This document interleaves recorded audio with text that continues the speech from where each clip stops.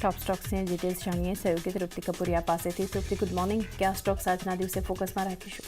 Good morning ચાંદની. આજે હું શરૂઆત રિઝલ્ટથી કરીશ. તો આપણે જોઈ રહ્યા છીએ કે સિમેન્ટ્સના ક્વાર્ટર 4ના રિઝલ્ટ આપણને આવતા જોવા મળ્યા છે અને ખૂબ જ પોઝિટિવ રિઝલ્ટ છે. નફાના ફ્રન્ટ પર નજર કરશો તો 45% આપણને સારો ગ્રોથ જોવા મળ્યો છે અને 830.7 કરોડ પર નફો આવતો જોવા મળ્યો છે. અનુમાનથી પણ આપણને સારા રિઝલ્ટ આવતા જોવા મળ્યા છે અને વાય ધોરણે આ નંબર્સ છે. રેવન્યુના ફ્રન્ટ પર નજર કરશું ત્યાં પણ લગભગ આપણને 11% ઉછાળો જોવા મળ્યો છે. એબિટાના ફ્રન્ટ પર નજર કરીએ તો 34% ઉછાળો જોવા મળ્યો છે અને 938 કરોડ પર આપણને એબિટાસના નંબર્સ આવતા જોવા મળ્યા છે. માર્જિનના ફ્રન્ટ પર નજર કરશું તો 14.5% પર માર્જિન્સ જોવા મળ્યા હતા, જે અનુમાન 14%ના હતા અને એક પોઝિટિવ નંબર્સ છે. તેના પર બ્રોકરેજ રિપોર્ટ આવ્યા છે, તેના પર પણ નજર કરવી જોઈએ. ખાસ કરીને આપણે જોઈ રહ્યા છે કે અહીંયા આંટિક તરફથી સિમેન્ટ્સ માટે એક બ્રોકરેજ રિપોર્ટ છે, તે આપણને પોઝિટિવિટી જોવા મળી છે. અહીંયા બાય કોલ્સ છે. લક્ષાંકના ફ્રન્ટ પર નજર કરશો તો તેમને 8,856 રૂપિયા પ્રતિ શેર કર્યા છે. તેમનું માનવું છે કે કંપનીની મોબિલિટી અને એનર્જી સેગમેન્ટ છે તેમાં ક્વાર્ટર 4માં ખૂબ જ એક એક્ઝિક્યુશન જે ખૂબ જ મજબૂત જોવા મળ્યું છે. આ કારણસર આપણને એક બાય રેટિંગ્સ જોવા મળ્યા છે. ત્યારબાદના કાઉન્ટર પર નજર કરી લઈએ છીએ મહિન્દ્રા. ગઈકાલે જ આપણે આ સમાચારમાં જોયા હતા કે તેઓ પોતાની 2 એસયુવી લોન્ચ કરવા જઈ રહી હતી, જે હવે તેમને કરી દીધી છે.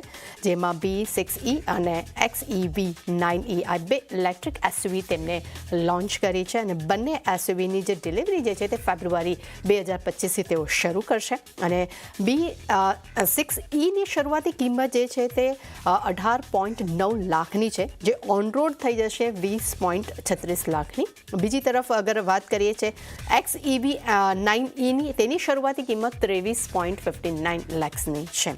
પરંતુ જે ફાઇનલ ફિગર જે છે પ્રાઇસ આ રાખવાના અનુમાન બની રહ્યા છે, પરંતુ એકચ્યુઅલ જે પ્રાઇસ છે તે તેઓ જાન્યુઆરીમાં રિલીઝ કરશે કે ફાઇનલ પ્રાઇસ શું તેઓ જાહેર કરે છે તેના પર ખાસ ફોકસ રહેશે. પરંતુ તેમને એ પણ જણાવી દઉં કે ભારત મોબિલિટી શો દરમિયાન આ જે તેઓ પ્રાઇસ ત્યાં એ લોકો જાહેર કરવા જઈ રહ્યા છે અને બંને એસયુવીમાં ખાસ કરીને 59 kWh અને 79 kWhના બેટરી પેકનો પણ અહીંયા વિકલ્પ આપ્યો છે અને સિંગલ ચાર્જમાં આ લગભગ 450 થી 500 કિલોમીટરની માઇલેજનો દાવો પણ કંપની આપી રહી છે અને સાથે જ ફાસ્ટ ચાર્જથી 20 મિનિટમાં 20 થી 80% જે છે તે ચાર્જ થઈ જશે ગાડી, તેવો પણ અહીંયા કંપની દાવો આપી રહી છે.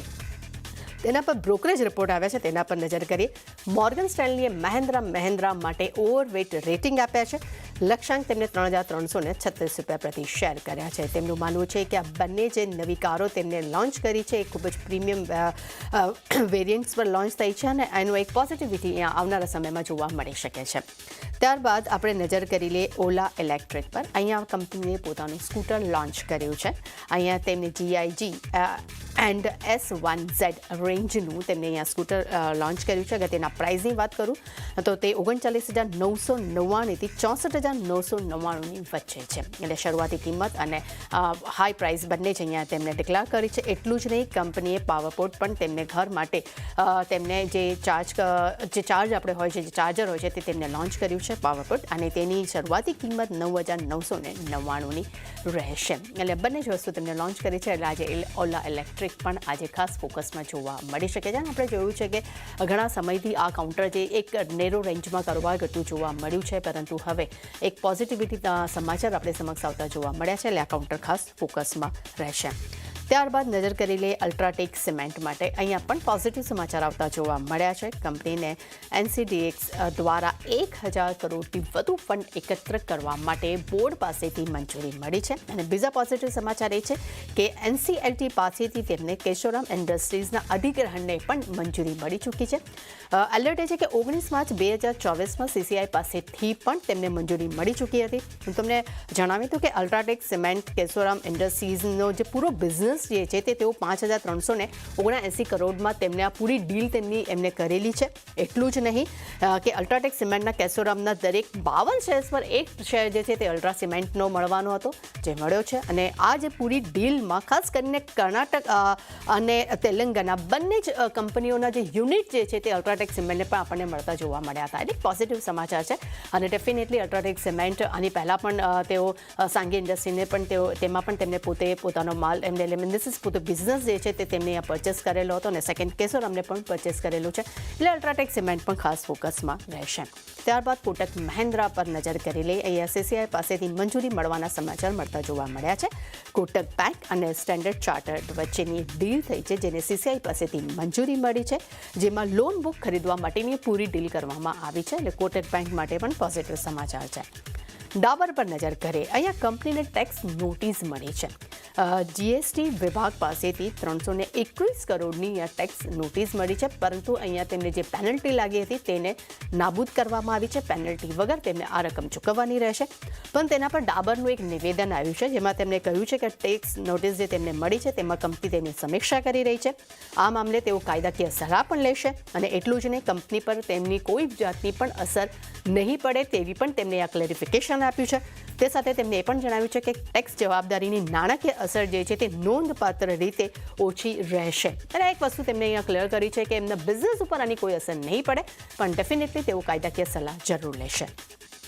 વિપ્રો પર નજર કરીએ. અહીંયા કરાર વધવાના સમાચાર આપણે સમક્ષ આવતા જોવા મળી રહ્યા છે. તેમને મેરેલી સાથે 4 વર્ષ માટેના કરાર જે છે તે તેમને વધાર્યા છે અને કંપની ઓલરેડી IT ઇન્ફ્રાના ડેવલપમેન્ટ માટે તેમને કરાર કર્યા હતા અને હવે આપણને કરાર વધતા જોવા મળ્યા છે. અને આપણે જોઈ રહ્યા છે કે ઘણા ખાસા ટાઈમથી વિપ્રો ખૂબ જ એક આ કાઉન્ટર એક કહી શકાય કે સારા પ્રદર્શન સાથે કારોબાર કરતું જોવા મળ્યું છે અને આજે ફરી પોઝિટિવ સમાચાર છે, એટલે આ કાઉન્ટર ખાસ ફોકસમાં રહેશે. ત્યારબાદ નજર કરી લઈએ ઝેગલ પ્રીપેડ પર. અહીંયા તેમણે માસ્ટરકાર્ડ સાથે કરાર કર્યા છે. આ પણ એક પોઝિટિવ સમાચાર છે. મેં ગઈકાલે પણ જોયું કે આ કાઉન્ટરમાં આપણને સારી એવી તેજી સાથે કારોબાર થતો જોવા મળ્યો હતો અને ત્યારબાદ આ કાઉન્ટરમાં ઉપલા સરીથી દબાણ આવ્યું હતું, પરંતુ આજે એક પોઝિટિવ સમાચાર છે અને જોવાનું રહેશે કે આજે કેવી રીતે રિએક્શન આપે છે. IRCTC માટે નજર કરીએ. અહીંયા કંપની એક ઓફર લોન્ચ કરી છે. કંપનીએ બ્લેક ફ્રાઇડે ઓફર લોન્ચ કર્યું છે. આ માર્કેટનું બ્લેક ફ્રાઇડે નથી, IRCTCએ બ્લેક ફ્રાઇડે લોન્ચ કરી છે. એક ઓફર લોન્ચ કરી છે, જેમાં તેઓ સ્થાનિક અને ઇન્ટરનેશનલ ફ્લાઇટ બુકિંગ માટેની આ ઓફર તેમને રાખી છે. એટલું જ નહીં, તેમને જેટલા પણ કન્વિન્સિંગ ફીસ છે તેમાં તેઓ 100% ડિસ્કાઉન્ટની ઓફર તેઓ આપી રહ્યા છે અને 29મી નવેમ્બરથી આ ઓફર જે છે તેનો બધા લાભ લઈ શકશે અને IRCTC એર વેબસાઇટ્સ અને એપ પર આ બધી સુવિધા ઉપલબ્ધ છે. એટલે ડેફિનેટલી IRCTC કાઉન્ટર તો ફોકસમાં રહેશે ને ગઈકાલે આપણે જોયું કે કેબિનેટ પાસેથી પણ એક મંજૂરી મળતી જોવા મળી હતી, ત્યારબાદ આ બધા કાઉન્ટર્સ ફોકસમાં હતા. તો આજે પણ આ કાઉન્ટર્સ ખાસ ફોકસમાં જોવા મળી શકે છે. ત્યારબાદ નજર કરી લઈએ એસ્ટર DM હેલ્થ કેર માટે. અહીંયા અધિગ્રહણ કરવાના સમાચાર આપતા જોવા મળ્યા છે. કંપની કોલ્હાપુર ખાતે તેમની સબસિડરી હોસ્પિટલ છે એસ્ટર આધાર હોસ્પિટલ, તેનો 13% હિસ્સાનું તેઓ અધિગ્રહણ કરશે. આની પહેલાં ઓલરેડી કંપની પાસે 87% હિસ્સો છે, એટલે બાકીનો જેટલો હિસ્સો છે તે પૂરા હિસ્સાનું અધિગ્રહણ કરવા જઈ રહી છે. હવે કેટલું અમાઉન્ટ હશે તેના પર આપણે આવનારા સમયમાં તેની સાથે ડેફિનેટલી વિગતમાં ડિટેલ્સ પર ચર્ચા કરશું. NTPC પર નજર કરીએ. આજે NTPC ડેફિનેટલી ફોકસમાં છે, કારણ કે NTPC ગ્રીન એનર્જીનું લિસ્ટિંગ પણ છે. તે સાથે બીજા સમાચાર એ પણ આવી રહ્યા છે કે NTPCએ મહાગેન્કો સાથે મળીને તેમની જેવી કંપની બનાવી છે, જે મહાગેન્કો NTPC ગ્રીન એનર્જીના નામથી બની રહી છે અને આ બંને કંપનીમાં તેમનો 50% હિસ્સો રહેશે. એટલે આ કાઉન્ટર આજે ખાસ 2 રીઝન્સથી એક ફોકસમાં જોવા મળી શકે છે. ત્યારબાદ છેલ્લા કાઉન્ટર પર નજર કરી લઈએ. એ છે લુમેક્સ ઓટોટેક. અહીંયા અધિગ્રહણ કરવાના સમાચાર આપણી સમક્ષ આવતા જોવા મળ્યા છે. ખાસ કરીને તેમની સબસિડરી કંપનીએ ગ્રીન ફ્યુઅલ એનર્જી સોલ્યુશનમાં 60% હિસ્સાનું તેમણે અહીંયા અધિગ્રહણ કર્યું છે અને 153 કરોડમાં એમને 60% હિસ્સાનું તેમણે અધિગ્રહણ કર્યું છે. ચાની ડેફિનેટલી લિસ્ટ ઘણું બધું લાંબુ હતું, પણ ખાસ કરીને આપણે જોઈ રહ્યા છીએ કે સિમેન્સ, મહિન્દ્રા, ઓલા ઇલેક્ટ્રોનિક, અલ્ટ્રાટેક આ બધા જ કાઉન્ટર્સ છે જે આજે આપણને ફોકસમાં જોવા મળી શકે છે. જી, તો ઘણી બધી કંપનીઓ આજે આપણે ફોકસમાં રાખવાની છે સમગ્ર દિવસ. તૃપ્તિ, આભાર આપનો અમારી સાથે જોડાઈ અને ટોપ સ્ટોક શેર કર્યા. તો એ સાથે જ